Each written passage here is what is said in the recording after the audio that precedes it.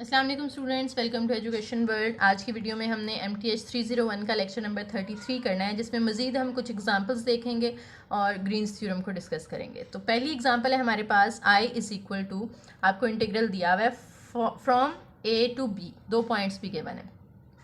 अच्छा जी, अब यहाँ पे हमें पाथ नहीं दिया हुआ, यानी जो अक्सर हमें दिया होता था along the curve y is equal to x square, y is equal to 2x, वो हमें साथ में जो गिवन होता था पाथ, वो नहीं दिया हुआ।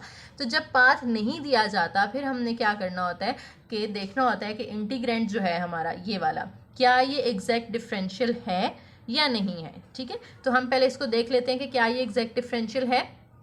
आप पहले एग्जैक्ट डिफरेंशियल कैसे निकालते हैं, आप लिखते हैं कि ये जो फंक्शन है इसको p D x plus Q D y की फॉर्म में लिखते हैं, p D x plus Q D Y.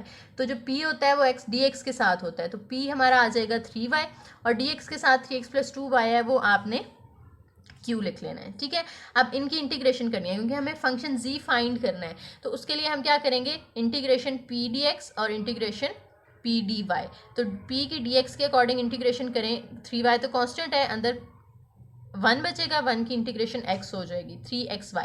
साथ में c ऐड करने के बजाय, आपको अगर याद हो हमने लेक्चर नंबर 31 के अंदर आई थिंक पढ़ा था कि हम c की बजाय एग्जैक्ट डिफरेंशियल के अंदर फंक्शन ऐड करते हैं। अगर हम with respect to x integrate कर रहे हैं तो फंक्शन y का ऐड होगा, और हम with respect to y integrate कर रहे हैं तो फंक्शन x का ऐड होगा। इसकी इंटीग्रेशन करेंगे 3x और अंदर y 1 है तो उसकी इंटीग्रेशन y हो जाएगी। इसी तरह से 2y है तो ये y स्क्वायर बाय 2 बनेगा, 2 और 2 कैंसिल होकर सिर्फ y स्क्वायर बचा, साथ में c की जगह हमने f ऑफ x ऐड कर दिया। अब इस केस के अंदर ये दोनों इक्वल कब होंगे, अगर हम 3xy तो सेम है, अब ये वाई स्क्वायर यहाँ पे है तो यहाँ पे मतलब एफ ऑफ वाई की वैल्यू क्या होनी चाहिए, वाई स्क्वायर होनी चाहिए। ठीक है, और साथ में कोई तीसरी टर्म नहीं है तो इसका मतलब है एफ ऑफ एक्स 0 होगा, इसलिए यहाँ पे कुछ नहीं लिखा हुआ। तो जो z आएगा हमारे पास वो क्या आएगा, 3xy plus Y square, 3xy plus Y square. F of x तो 0 है ना, तो फिर इसकी जगह वाई स्क्वायर आ गया और साथ में 0, तो z हमारे पास आ गया। अब इस z की आपने इंटीग्रेशन करनी है 2 पॉइंट्स के ऊपर, जो 2 पॉइंट्स हमें दिए हुए यहाँ पे a एंड b। ठीक है, ये a और b, a पॉइंट नीचे लिखेंगे, b ऊपर लिखेंगे, क्योंकि हमारे पास इसमें x y दोनों आ रहे हैं ना। पिछली एग्जांपल्स में हम क्या करते थे, सिर्फ x की पुट करते थे क्योंकि हम पूरा फंक्शन कन्वर्ट कर लेते थे x की फॉर्म में, हमें y दिया होता था। यहाँ पे तो हमें y नहीं दिया हुआ, तो हमने दोनों के हिसाब से उसको इंटीग्रेट करना है। ठीक है, और इंटीग्रेट हमने ऊपर कर लिया अलग अलग, तो वो जो इंटीग्रेशन की है हमने उसमें डायरेक्ट अब आपने सिर्फ लिमिट्स पुट करनी है। ठीक है, ये जो z का आंसर आया था ये इंटीग्रेशन करने के बाद ही आया ना, तो ये जो इंटीग्रेशन करने के बाद आंसर आया इसमें सिर्फ लिमिट्स पुट कर दें, नीचे a पॉइंट ऊपर b पॉइंट। अब 3 5 का मतलब है कि ये अपर लिमिट है, और अपर लिमिट पुट करते हुए 3x की जगह पुट किया जाएगा और 5y की जगह पुट किया जाएगा। तो ये 3x की जगह 3 आ गया और y की जगह 5 प्लस y की जगह 5 का स्क्वायर। अपर लिमिट पुट कर लिया हमने, ब्रैकेट लगा दें, माइनस लगा के अब आपने लोअर लिमिट पुट करनी है जो कि 1 2 है। तो x की जगह 1 और y की जगह 2, यहाँ भी y की जगह 2। सिंप्लीफाई तो अब आप लोग कर लेंगे, आगे से मल्टीप्लाई करना है, इनको माइनस करना है और आंसर आपके पास आ जाएगा 60। नेक्स्ट एग्जाम्पल, इंटीग्रल गिवन है और आपसे कहा गया है कि ये 2 पॉइंट्स के दरमियान है, ए एंड बी के दरमियान है। ठीक है, तो P यहाँ से, अब हमें इसमें भी देखें C नहीं दी हुई, कर्व नहीं दी हुई। ठीक है, जब हमें कर्व नहीं दी हुई होती तो फिर हम क्या करते हैं, उसका एग्जैक्ट डिफरेंशियल फाइंड करते हैं, यानी उसकी इंटीग्रेशन करेंगे फिर, और इंटीग्रेशन करने के बाद हमने a और b की लिमिट्स बस पुट कर देनी होती हैं। तो P हमने अलग कर लिया dx वाला, Q हमने अलग कर लिया dy वाला। इसकी इंटीग्रेशन कर लें आप ताकि हमारे पास z आ जाए। तो हम इसकी integration with respect to x करते हैं p की, और q की जो है वो हम विद रिस्पेक्ट टू y करते हैं। तो यहाँ पे विद रिस्पेक्ट टू x करेंगे तो x क्यूब बाय 3 आ जाएगा, प्लस y कांस्टेंट है, e पर x की इंटीग्रेशन तो e पर x ही होती है, और साथ में क्योंकि पावर में कुछ नहीं है, यानी 3 2 कुछ भी नहीं है, तो हम डिवाइड नहीं करेंगे यहाँ पे, और साथ में क्योंकि x से हमने इसको इंटीग्रेट किया है तो f ऑफ y ऐड कर दिया। इसी तरह से e पर x यहाँ पे कांस्टेंट होगा और अंदर 1 बचेगा, 1 की इंटीग्रेशन y हो जाएगी, प्लस y की इंटीग्रेशन y स्क्वायर बाय 2, और साथ में y के हिसाब से इंटीग्रेट किया है तो फंक्शन ऑफ x ऐड करेंगे। अब इन दोनों को इक्वल बनाना है हमने, तो ये इक्वल कब बनेंगे, ये देखें, इतना ये तो सेम है ना दोनों में, ये और ये, क्योंकि इसमें एक्स वाई दोनों आ रहे हैं। एफ ऑफ एक्स की जगह हमें ये वाला फंक्शन पुट करना पड़ेगा। ठीक है, और एफ ऑफ वाई की जगह हमें ये वाला वाई का फंक्शन पुट करना पड़ेगा ताकि ये दोनों इक्वल हो जाएं।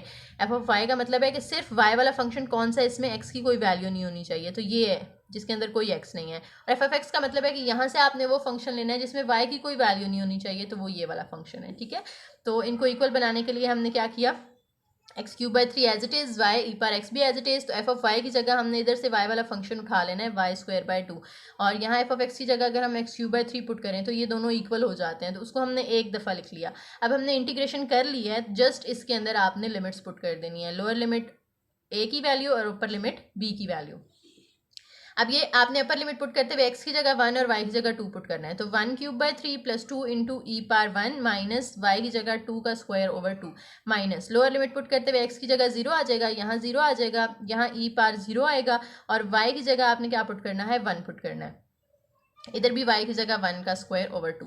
जब आप इसको सिंप्लीफाई करेंगे ई पावर 1 तो ई ही रहेगा, ठीक है, और यहाँ पे ई पावर 0 है तो किसी भी चीज़ की पावर 0 हो वो 1 हो जाता है, तो 1 प्लस 1 बाई 2 आएगा। इनका और इनका आपने एलसीएम ले लेना है, इन दोनों का एलसीएम अलग से ले लिया, माइनस इन दोनों का एलसीएम आप अलग से ले लें। एलसीएम लेने के बाद 6 प्लस 1 ये 7 हो जाता है, और अब ये दो फ्रैक्शंस के दरमियान प्लस या माइनस है तो आप इनका एलसीएम लेंगे इनके दरमियान, ठीक है। एलसीएम लेने के बाद आपने ये आंसर लिख दिया।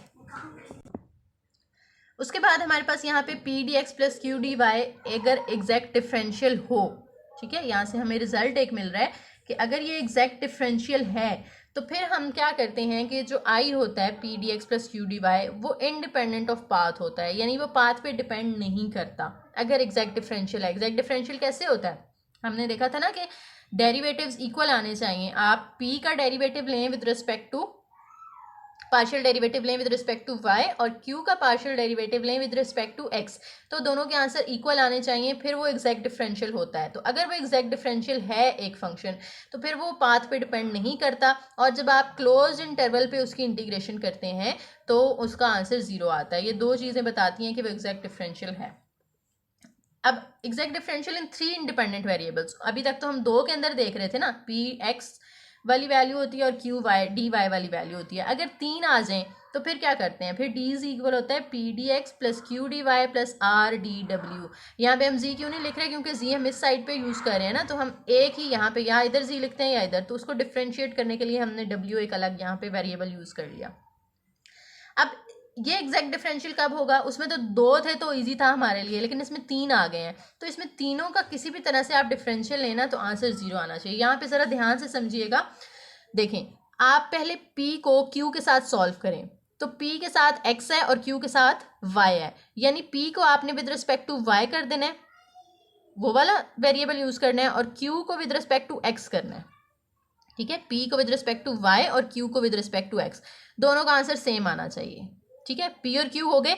अब आप p और r को देखेंगे, p के साथ x है और r के साथ w है, तो p को आपने w के साथ पार्शियल डेरिवेटिव लेना है और r का आपने x के साथ पार्शियल डेरिवेटिव लेना है। इन दोनों का आंसर भी इक्वल आना चाहिए। p और r हो गए। अब आपने q और r को देखना है, तो q के साथ y है, r के साथ w है, तो r को आपने with respect to y partial derivative लेना है और q का आपने with respect to w partial derivative लेना है, ठीक है। इनके भी आंसर्स इक्वल आने चाहिए। अगर ये समझ आ गई है तो ठीक, वरना वीडियो रिवर्स करके इसको दोबारा सुने। अच्छा जी, इफ़ टेस्ट इज सक्सेसफुल, अगर ये टेस्ट सक्सेसफुल है, यानी ये दोनों आंसर, ये दोनों आंसर और ये दोनों आंसर इक्वल आते हैं, तो इसका मतलब है कि ये जो p D x q D y और आर डी डब्ल्यू है, ये क्या होंगे, इंडिपेंडेंट होंगे पाथ पे, और इनका अगर आप क्लोज इंटरवल पे इंटीग्रल लें तो वो क्या आता है, 0 आता है। अगली एग्जाम्पल देखते हैं, verify that d g is equal to this is in exact differential and hence evaluate integral dz from a to b। यानी पहले आपने बताना है कि ये एग्जैक्ट डिफरेंशियल है या नहीं है। पहले हम इतना पार्ट सॉल्व कर लेते हैं, उसके बाद आगे चलते हैं। तो एग्जैक्ट डिफरेंशियल होने के लिए ये कंडीशन सेटिस्फाई होना ज़रूरी है, ठीक है। तो हमने इसमें से जो dx की वैल्यू है वो p लिख लेनी है, dy वाली को q लिख लेना है और dw वाली को r लिख लेना है। ये देखें जी, हमने p, q और r अलग अलग कर लिए। अब हमने क्या करना होता है, यहाँ पे पहले p और q को टेस्ट करना है, ठीक है। तो p को विद रिस्पेक्ट टू y और q को with respect to x differentiate करेंगे हम। यहाँ से जब इसको विद रिस्पेक्ट टू y करना है p को, 3x स्क्वायर और w तो कांस्टेंट है वो वैसे ही आएंगे, और y की जगह 1 आ जाएगा, तो वो 3x स्क्वायर w आता है, और ये पूरा क्योंकि कांस्टेंट है y के हिसाब से तो ये 0 हो जाएगा। q में देखें एक्स क्यूब है, हमने x के हिसाब से करना है ना, तो 3 साइड पे आके मल्टीप्लाई होगा, पावर में से 1 माइनस हुआ 3x स्क्वायर, साथ में w, और ये y वाली वैल्यू जो है ये कांस्टेंट है तो 0 हो जाएगी। तो हमें यहाँ से देखें कि पता चल रहा है कि दोनों के आंसर क्या आ गए, इक्वल आ गए हैं। तो पी और क्यू को आपने देख लिया। अब आप पी और आर को टेस्ट करेंगे, ठीक है।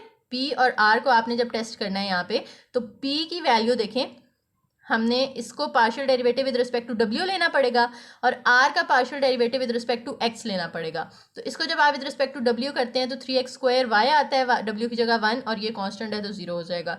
यहाँ पे x³ और डब्ल्यू का 1 आ जाएगा।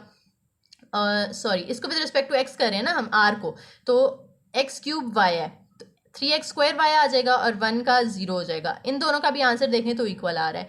अब तीसरे हमारे पास रह गए q और r, इन दोनों को आपस में हमने टेस्ट करना है। q का पार्शियल डेरिवेटिव लेंगे विद रिस्पेक्ट टू w और r का पार्शियल डेरिवेटिव लेंगे विद रिस्पेक्ट टू y, ठीक है।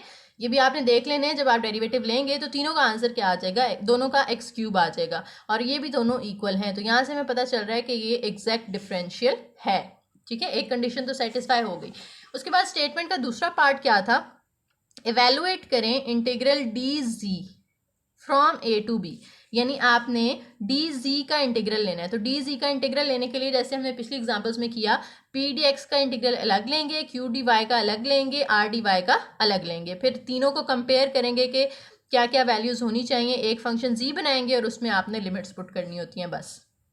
अब पी डी एक्स का लेते हैं, तो पी की वैल्यू लिखी हमने, साथ में डी एक्स। अब विद रिस्पेक्ट टू एक्स हमने इसको इंटीग्रेट करना है, तो 3x² का अगर आप इंटीग्रल लें तो x³/3 हो जाता है, साथ में y/w एज इट इज़, और ये क्योंकि कांस्टेंट है 6 बाहर आ जाएगा और x के साथ पावर आपने लगा देनी है x²/2।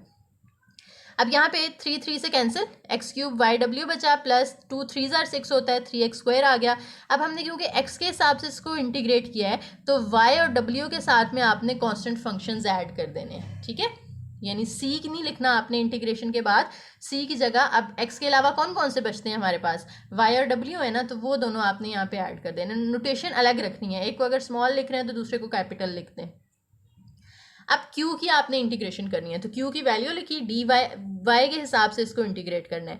तो देखें x³ w, ये तो कांस्टेंट है, तो बीच में y हम 1 की जगह इंटीग्रेट करेंगे तो y आ जाएगा।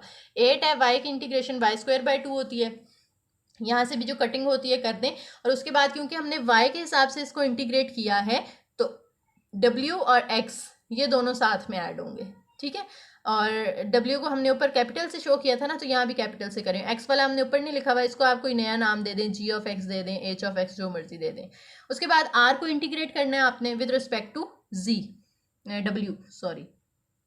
विद रिस्पेक्ट टू w, तो r की वैल्यू लिखी, साथ में dw लिखा। अब आपने w के हिसाब से करना है, तो ये तो कांस्टेंट है दोनों, इनमें तो w नहीं आ रहा ना, कांस्टेंट बाहर आ जाएगा, अंदर 1 बचेगा, 1 की इंटीग्रेशन w, ये वैसे ही 1 है तो 1 की इंटीग्रेशन w। अब हमने with respect to w integrate किया है तो x और y वाले फंक्शन साथ में ऐड हो जाएंगे। अब ये तीन जो हैं, ये और ये, इन तीनों को आपने आपस में देखना है कि f of y, f of w और g ऑफ x की वैल्यूज क्या होनी चाहिए कि तीनों इक्वल हो जाएं। तो हम तरतीब से चलते हैं, पहले देखें x³ y/w है, तो हमने x³ y/w लिखा, प्लस लगा के फिर 3x² आ रहा था हमने वो लिख लिया, माइनस, वैसे तो यहाँ पे प्लस ही आना चाहिए लेकिन पहले देखें f ऑफ y है, तो हम दूसरे दोनों के अंदर देखते हैं कि y वाला कौन सा फंक्शन है जो सिर्फ y का हो, तो ये है जिसमें सिर्फ y है, -4y², तो इसलिए हमने यहाँ पे -4y² लिख दिया। फिर साथ में f ऑफ w है, तो बाकी दोनों में देखें कि कौन सा ऐसा फंक्शन है कि जिसमें सिर्फ w आ रहा है, तो सिर्फ w ये आ रहा है, ठीक है। तो ये हमारे पास w आ गया, तो ये हमने एक फंक्शन z बना लिया। और अब हमने जब इसकी इंटीग्रेशन करनी है तो इसकी ये इंटीग्रल आ गया है हमारे पास। अब हमने सिर्फ इस पर लिमिट्स अप्लाई कर देनी है a और b की, ठीक है। ये आपने ब्रैकेट में लिखा इसको, i is equal to this z की वैल्यू, और आपने उस पर पॉइंट a नीचे लिखना है, पॉइंट b ऊपर लिखना है। अब ये अपर लिमिट जब आप पुट करेंगे, x की जगह 2 आएगा, y की जगह 1 आएगा और z की जगह 3 आएगा, w की जगह 3 आएगा, ठीक है। जहाँ जहाँ x आ रहा है इसके अंदर आपने 2 पुट कर दिया, जहाँ जहाँ y आ रहा है वहाँ 1 पुट कर दिया, और जहाँ जहाँ w आ रहा था वहाँ आपने 3 पुट कर दिया। माइनस लगा के लोअर लिमिट पुट करनी है, तो 1 कहाँ पुट करेंगे हम, इनमें जिधर जिधर x है, 2 कहाँ पुट करेंगे जहाँ y है ये, और 4 कहाँ पुट करेंगे जहाँ w है, ये 2 जगह पे, ठीक है। उसके बाद आपने बस इसको सिंप्लीफाई करना है स्क्वायर्स वगैरह ओपन करके, तो ये आंसर आ जाएगा आपके पास। नेक्स्ट है जी ग्रीन्स थ्योरम। ग्रीन्स थ्योरम क्या होता है, अगर एग्जैक्ट डिफरेंशियल ना हो दो फंक्शन, जैसे अभी पीछे हमने देखा ना कि एग्जैक्ट डिफरेंशियल होता है अगर उनके पार्शियल डेरिवेटिव सेम आ जाएं। तो अगर पार्शियल डेरिवेटिव सेम ना हो, एग्जैक्ट डिफरेंशियल ना हो, फिर हम ग्रीन्स थ्योरम अप्लाई करते हैं, अदरवाइज हम अप्लाई नहीं कर सकते। ठीक है, तो ग्रीन्स थ्योरम कब अप्लाई होता है? जब दो पी और क्यू जो है आपस में एग्जैक्ट डिफरेंशियल ना हो। और इसकी स्टेटमेंट क्या है? डबल इंटीग्रल जब आप लेते हैं आर का, तो partial derivative of p with respect to y minus partial derivative of q with respect to x, साथ में डी एक्स डी वाई आता है। ठीक है, तो ये फॉर्मूला है। तो और साथ में ये इक्वल होता है P D x plus Q D Y. Minus आप किसी के साथ भी लगा सकते हैं, या इस साइड पे लगा लें या इस डबल इंटीग्रल के साथ लगा लें, कोई फर्क नहीं पड़ता। एग्जाम्पल देखते हैं। I is equal to close integral हमें दिया हुआ है, P की वैल्यू और Q की वैल्यू हमने अलग अलग कर लेनी है यहाँ से। Around boundary C the ellipse X square plus 9 Y square is equal to 16। Ellipse की इक्वेशन दी हुई है। फिलहाल इसको छोड़ दें, पहले हम P और Q को अलग अलग कर लेते हैं। साथ ही हमें क्योंकि P का डेरिवेटिव चाहिए और Q का भी डेरिवेटिव चाहिए, तो वो हमने डेरिवेटिव फाइंड किए P का विद रिस्पेक्ट टू y, तो x वाली टर्म 0 हो जाएगी, y का 1 हो जाएगा। यहाँ पे Q का चाहिए तो y के x के हिसाब से, तो y वाली कांस्टेंट 0 टर्म हो जाएगी और x की जगह 1 आ जाएगा। अब देखें, हमने लिखना होता है P D x plus Q D Y, उसको हम यूँ लिख सकते हैं ना, इस तरह से, partial derivative minus partial derivative. तो इसका पार्शियल डेरिवेटिव -1 आया है और इसका 1 आया है, और दरमियान में क्योंकि माइनस होना चाहिए तो ये -1 हो गया -2, और बाहर हमने माइनस लगाना होता है, या इधर लगा लें या इधर लगा लें। तो हमारे पास ऊपर इधर नहीं लगा हुआ था ना, इसके साथ जो क्लोज्ड वाला था उसके साथ यहाँ माइनस नहीं लगा हुआ था, इसलिए हम इसके साथ लगाएंगे यहाँ पे। ठीक है, ये -2 आ गया, माइनस माइनस +2 हो जाएगा, बाहर निकाल लें, अंदर डी एक्स डी वाई रह गया। और डी एक्स डी वाई किसके इक्वल होता है? एरिया के इक्वल होता है। जब दो डायमेंशंस मल्टीप्लाई होती हैं तो एरिया के इक्वल होती हैं। और यहाँ पे हमें एलिप्स की इक्वेशन दी हुई है, इस एलिप्स का हम एरिया फाइंड करेंगे और 2 के साथ मल्टीप्लाई कर देंगे, इस पूरे की जगह एरिया आ जाएगा, और 2 इंटू एरिया। अब एलिप्स का हमने जो है वो एरिया फाइंड करना है। तो एलिप्स की जो इक्वेशन दी हुई थी वो हमने लिख ली यहाँ पे, X square plus 9 Y square is equal to 16। अब एलिप्स की जो जनरल इक्वेशन होती है ना, वो ये होती है X square over A square plus Y square over B square is equal to 1। तो यहाँ 1 बनाने के लिए ये जो 16 है इसको ख़त्म करना पड़ेगा हमें। तो हम क्या करेंगे, यहाँ 16 से डिवाइड करेंगे। जब एक साइड पे डिवाइड करें तो दूसरी साइड पे भी डिवाइड करेंगे, तो हम ओवरऑल डिवाइड कर देते हैं बाय 16 तीनों टर्म्स को। यहाँ तो 16 कैंसिल होकर 1 रह जाएगा, और यहाँ ये आ गई। अब ऊपर सिर्फ एक्स स्क्वायर और वाई स्क्वायर होना चाहिए, तो यहाँ तो एक्स स्क्वायर है, यहाँ वाई स्क्वायर के साथ 9 है, तो 9 को आप नीचे ले आए, वहाँ मल्टीप्लाई हो रहा है तो नीचे आके 16 के साथ डिवाइड हो जाएगा, और स्क्वायर्स की फॉर्म में लिख लें। ये 4 का स्क्वायर है, 16/9 को हम 4/3 का स्क्वायर लिख सकते हैं। अब यहाँ से हमें पता चलता है कि ए की वैल्यू वो होती है जो एक्स स्क्वायर के नीचे हो, तो ए यहाँ पे 4 आ जाएगा। बी की वैल्यू वो होती है जो वाई के नीचे हो, तो वाई के नीचे 4/3 है, बी हमारे पास 4/3 आ गया। एरिया ऑफ एलिप्स का फॉर्मूला होता है pi multiply by A multiply by B. तो पाई इंटू ए की वैल्यू हमने यहाँ पे पुट कर देनी है 4 और बी की 4/3। जब दोनों को मल्टीप्लाई करेंगे तो 16/3 पाई आ गया। अब पीछे हमारी जो इक्वेशन बनी थी वो ये थी 2 और डबल इंटीग्रल ये, तो ये सारा मैंने कहा था कि एरिया के इक्वल होता है, तो आप 2 के साथ इस पूरे की जगह सिर्फ एरिया भी लिख सकते हैं। और एरिया की वैल्यू जो हमने निकाली है वो 16/3 पाई है, वो पुट की मल्टीप्लाई करें तो 32/3 पाई आपके पास आंसर आ जाएगा इसका। अब लास्ट एग्जाम्पल है इसकी, एवेलुएट दिस, पी और क्यू की वैल्यू दी हुई है और एंटी क्लॉकवाइज डायरेक्शन में एक ट्रायंगल है। अब यहाँ पे पीछे एलिप्स थी, अब ट्रायंगल है और इसके 3 वर्टिसेस आपको दिए हुए हैं। तो आप क्या करेंगे, यहाँ से पहले तो पी और क्यू अलग कर लें। पी की वैल्यू आपने इस तरह से लिख ली, क्यू की वैल्यू भी अलग लिख ली। इसका partial derivative with respect to Y ले लें, इसका partial derivative with respect to X ले लें। तो इसका डेरिवेटिव यहाँ पे 1 आ जाएगा, इसका 3 आ जाएगा। ठीक है, अब ये दोनों क्योंकि इक्वल नहीं है, इसमें भी जैसे पीछे हमने देखा था कि दोनों इक्वल नहीं थे ना, यहाँ पे भी दोनों इक्वल नहीं है, तो इसका मतलब है कि हम यहाँ पे ग्रीन्स थ्योरम अप्लाई करेंगे। ग्रीन्स थ्योरम के अकॉर्डिंग हमने माइनस डबल इंटीग्रल, इसकी वैल्यू लिखी, इसकी वैल्यू लिखी, -2 आ गया और ये माइनस माइनस प्लस हो जाएगा। तो इस पूरे की जगह हम एरिया लिख सकते हैं, वो 2a आ गया। अब एरिया ऑफ ट्राइंगल जो होता है ना, वो क्या होता है, 1/2 बेस मल्टीप्लाई बाय हाइट। अब बेस वो होती है जो x की वैल्यू हो a की, और हाइट वो होती है जो y वैल्यू ऑफ b हो। तो a की हमें यहाँ पे वैल्यू जो दी हुई थी x, वो 1 है और b की y वैल्यू 2 है। तो आपने 1 मल्टीप्लाई बाय 2 किया, 2 और 2 कैंसिल हो गया, तो आंसर 1 आ गया। अब इसके अंदर पुट कर दें, 2 इंटू एरिया का आंसर 1 आया है, तो हमारे पास फाइनल आंसर भी क्या आ जाता है, 2 आ जाता है।